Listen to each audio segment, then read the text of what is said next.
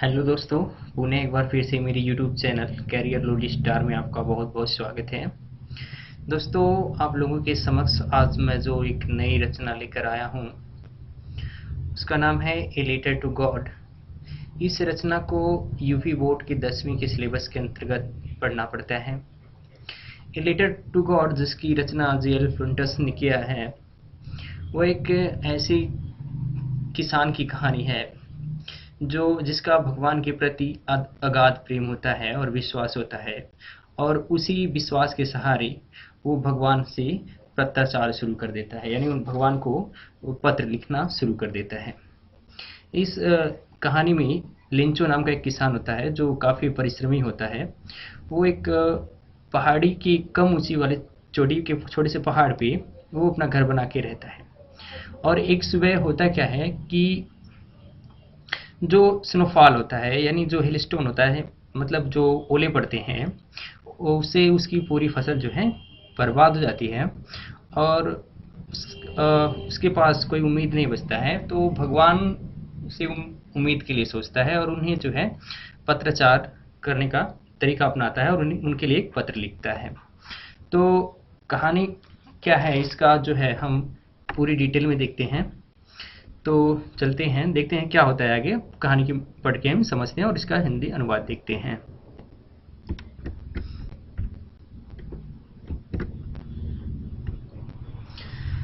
The house, the only one in the entire valley, sat on the crest of a low hill।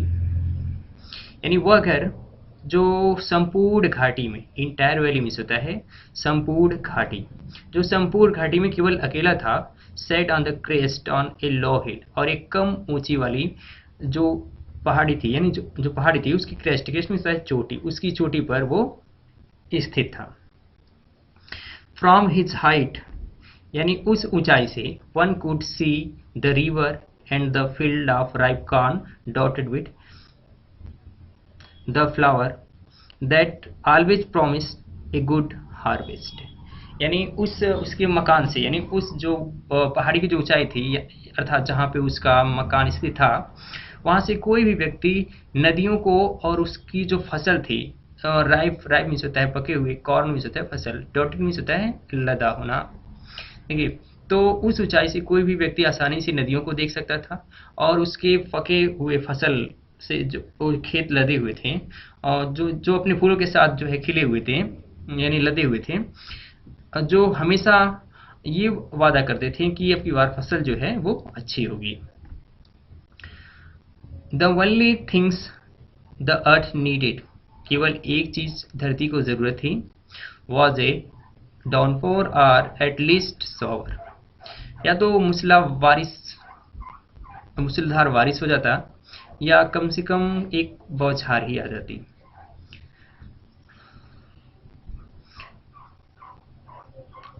Throughout the morning, Lencho, who knew his field intimately, had done nothing else but seen the sky toward the northeast।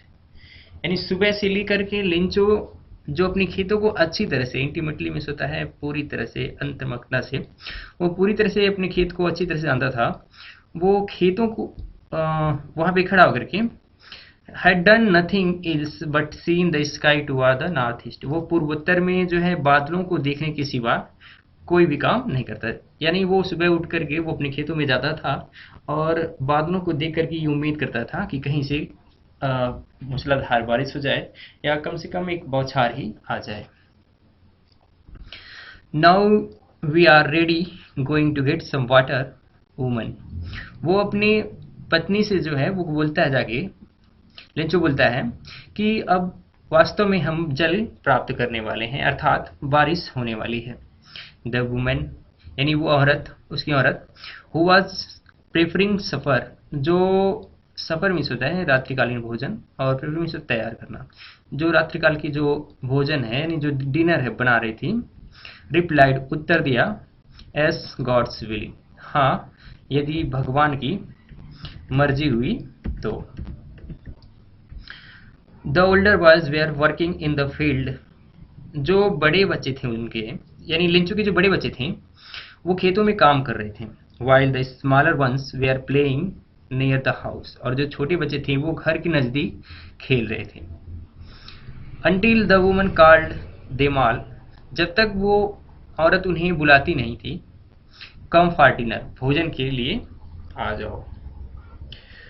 It was during the meal, यानी भोजन का समय था, that just लिंचो had predicted, जैसा कि लिंचो ने predict किया था, नहीं भविष्यवाणी किया था, big drop of rain began to fall, जल की बड़ी बूंदें जो हैं वो गिरने लगी। इन द नॉर्थ ईस्ट, और जो पूर्वोत्तर था, यानी नॉर्थ ईस्ट में होता है पूर्वोत्तर, यानी पूर्वोत्तर में ह्यूज माउंटेन ऑफ क्लाउड, यानी बादलों की विशाल पर्वत, बीन सीन, यानी देखे जा सकते थे। यानी भोजन का दौरान था, तभी जैसा कि लेंचो ने भविष्यवाणी किया था कि हम वास्तव में कुछ समय जो है जल प्राप्त होने वाला है, तो बड़ी बड़ी बूंदें जो हैं गिरने लगी, और पूर्वोत्तर में जो है बड़े बड़े बादल जो है आते हुए दिखाई देने लगे। अप्रोचिंग मीन्स होता है आना या पहुंचना। The air was fresh and sweet, जो हवा थी वो ताज़ी और मधुर थी।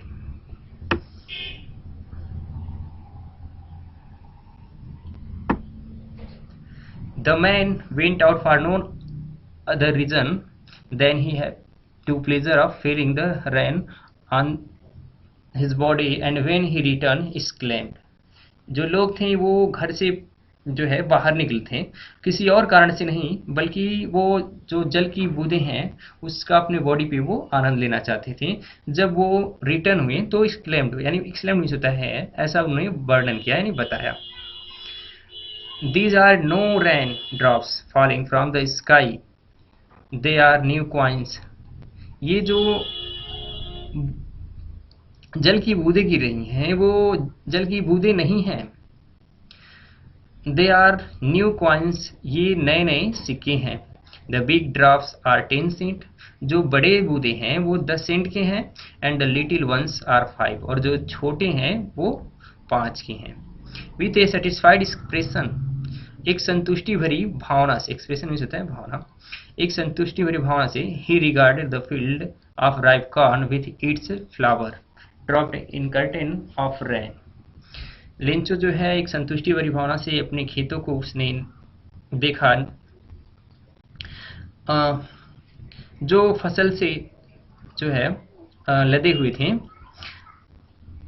Dropped in curtain of rain, वो और जल की जो है चादर, कर्टन मीन्स होता है चादर, और ड्रेप्ड मीन्स होता है ढक जाना, जो जल की बूंदों से ढक चुके थे, नहीं ढक गए थे।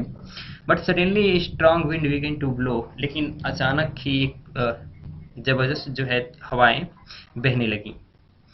And along with the rain very large hailstone began to fall, और जल के साथ बड़े बड़े जो पत्थर वो पड़ने लगी, गिरने लगी। This truly did resemble new silver coin, यह वास्तव में, रिसेंबल मीन्स होता है किसी के जैसा होना, हम शक्ल होना। This truly did resemble new silver coin, ये वास्तव में एक नए जो है चांदी के सिक्के जैसे हैं। The boys exposing themselves to the rain, जो बच्चे थे यानी जो लड़के थे वो एक्सपोज मीन्स होता है खुले में छोड़ देना, वो अपने आप को खुले में छोड़ दिए थे। Ran out to collect frozen pearl, और वो दौड़ रहे थे। टू कलेक्ट मीन्स होता है इकट्ठा करने के लिए, फॉर्जन पर्ल मीन्स जो होता है जमे, बर्फ के जो जमे हुए मोती होते हैं उसको इकट्ठा करने के लिए, यानी जो ओले गिरे थे उसको पकड़ने के लिए, इकट्ठा करने के लिए जो बच्चे थे वो घर से बाहर खुले में घूम रहे थे। It's really getting bad now, ये वास्तव में बुरा हो रहा था। exclaimed द मैन, यानी मैन का मतलब द लेंचो, यहाँ पे लेंचो ने वर्णन किया यानी बताया कि यह वास्तव में बुरा हो रहा है। I hope it vast quickly, मैं उम्मीद करता हूँ कि ये जल्दी से गुजर जाए। It did not pass quickly, लेकिन ये शीघ्रता से नहीं गुजरा।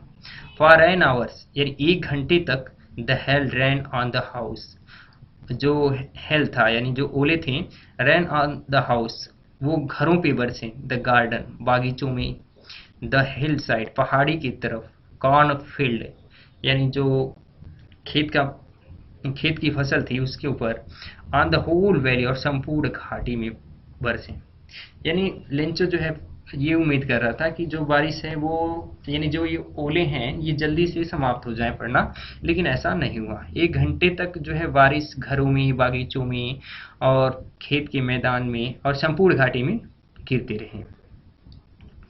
द फील्ड वॉज वाइट, जो खेत था वो सफ़ेद हो चुका था। As if covered with salt, मानो कि ये बर्फ से ढका हो। एज इफ का प्रयोग वहां करते हैं सब, इसका मतलब होता है मानो।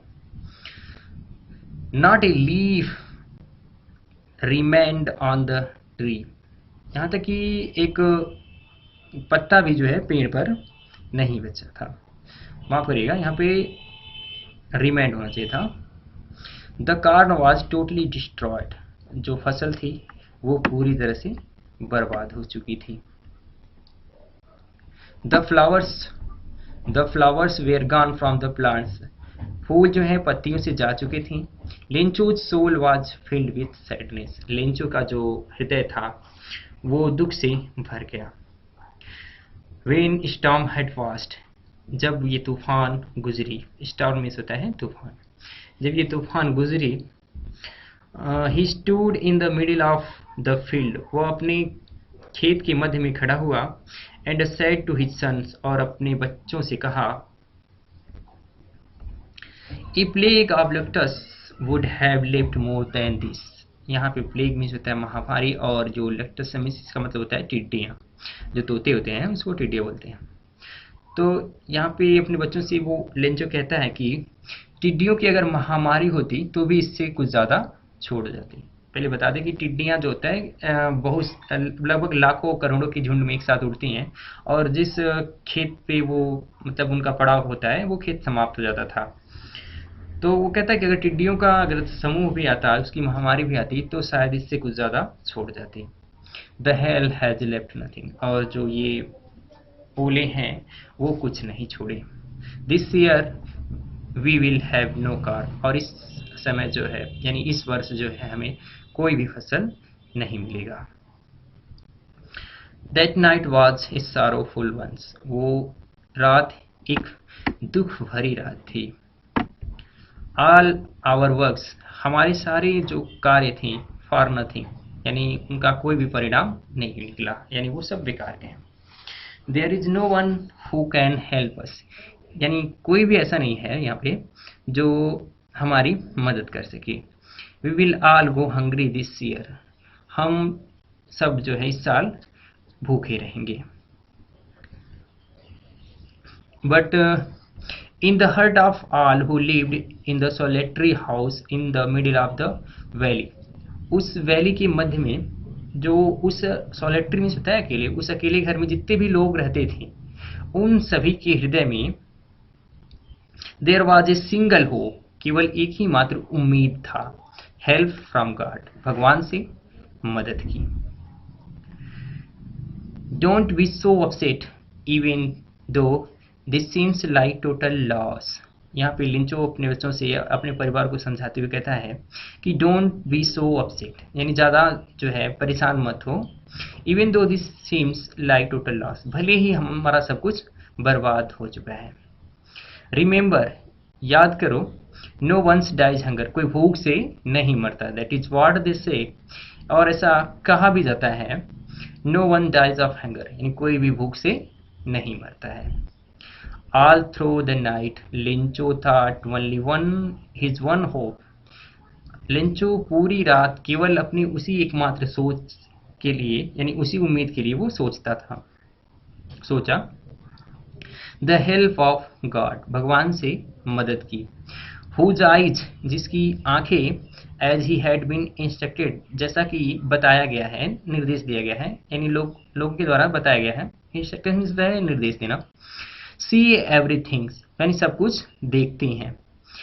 Even what he is deep in one's conscience, यहाँ तक कि इंसान के अंतरात्मा के अंदर क्या चल रहा होता है वो भी भगवान की आंखें जो है देख लेती हैं, ऐसा लोग कहते हैं।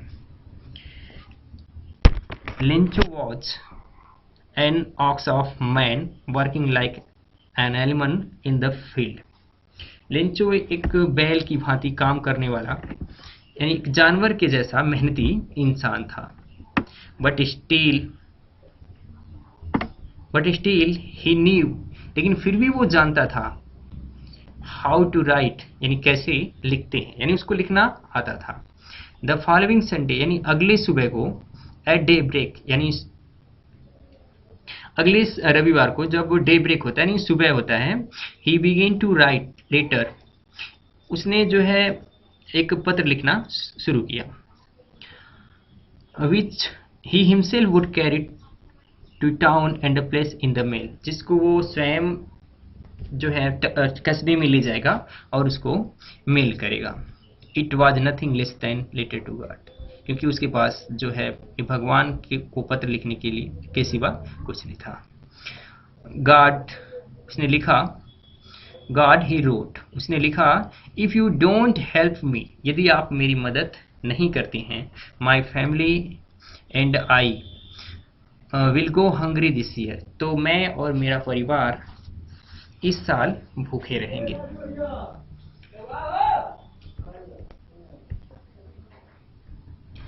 I need 100 pesos in order to sow my field again and to live until the crop comes because the hail storm dash.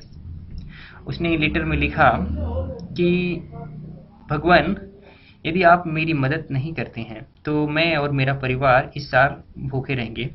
I need 100 पेसोज, मुझे जो है 100 पेसोज की ज़रूरत है। In order to sow my field, अपने खेत यानी मेरे खेत को बोने के लिए।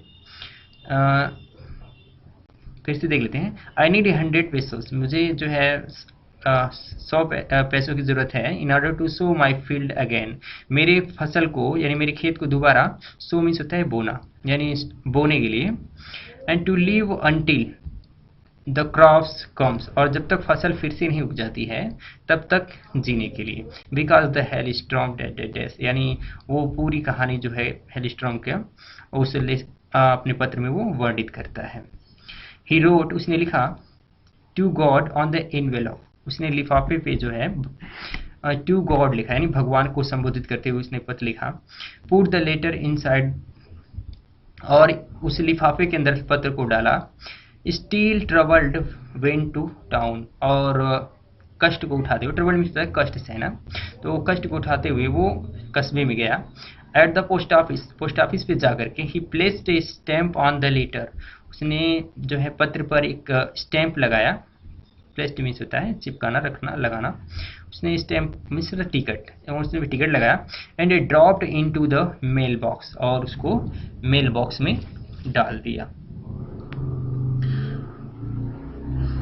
दोस्तों, वीडियो का लेंथ काफ़ी लंबा ना हो, इसलिए इस रचना को यहीं पर समाप्त करता हूँ। इस रचना का अगला जो पार्ट है वो चैनल पर मौजूद है, आप वहाँ से जा कर के देख सकते हैं।